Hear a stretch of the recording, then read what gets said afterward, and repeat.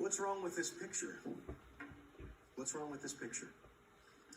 Just last night, and even the night before that, we were celebrating a funeral procession.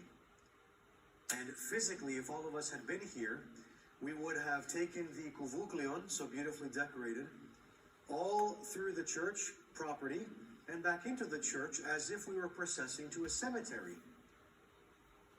Of course, we know it has always been a tradition of the ancient world that after a body passes away, that the body is then brought to the church, at least in the Christian tradition, and then to the burial. We did that already. We have a similar order of traditions for Christ himself.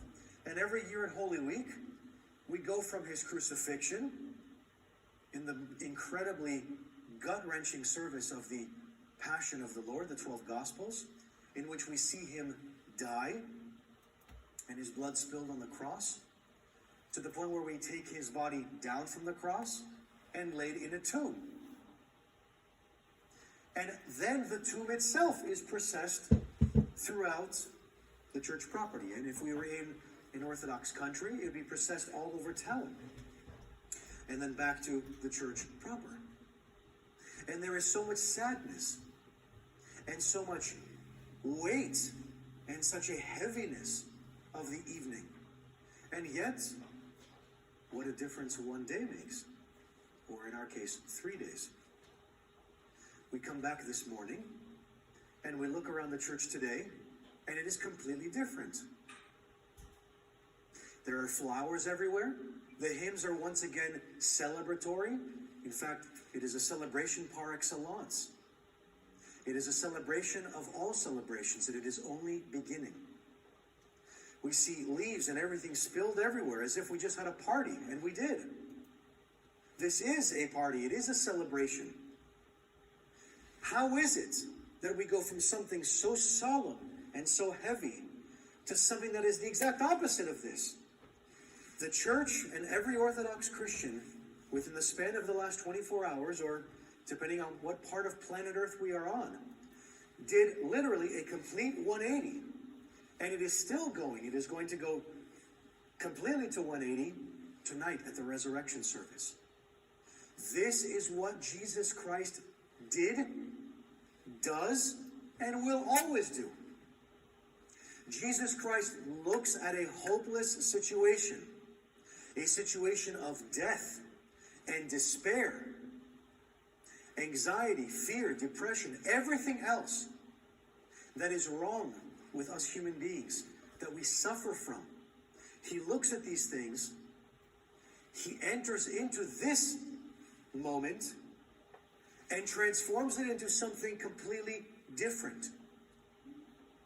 As I said last Saturday, at the Saturday of Lazarus, which seems so long ago now, a week ago already, and so at so many different points through Holy Week, indeed in the entire church calendar year, this is the theme. This is the reason for Christ's ministry on earth, to make the dead alive again, to make what was dead come to life. He did this, of course, 2,000 years ago at his burial and his resurrection. He does this every year, continually through Holy Week and the celebration of Pascha in our church.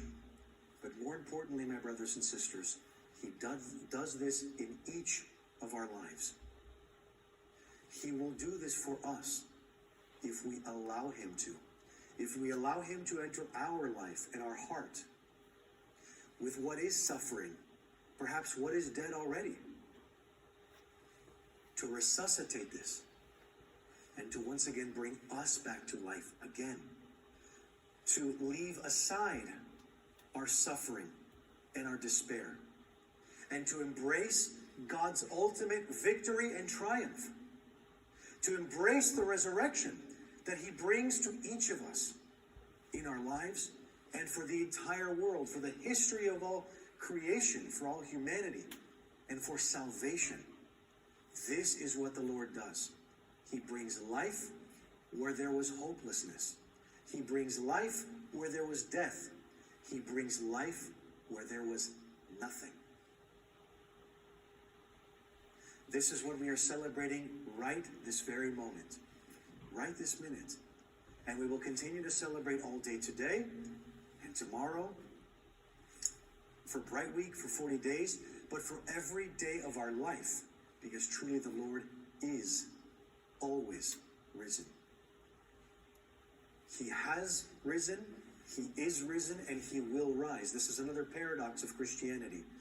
We are somehow still in the tomb today, yet with a foretaste of the ultimate triumph, the foretaste of what is to come. Let us rest today from our labors and prepare to celebrate however we do in our family and in our church. And know that I am praying for all of you on this day. May we all pray for those who are suffering during this time, and for all of us who need the resurrection in our lives, which is every one of us, by the way, and to the whole world. Kali Anastasi, blessed resurrection.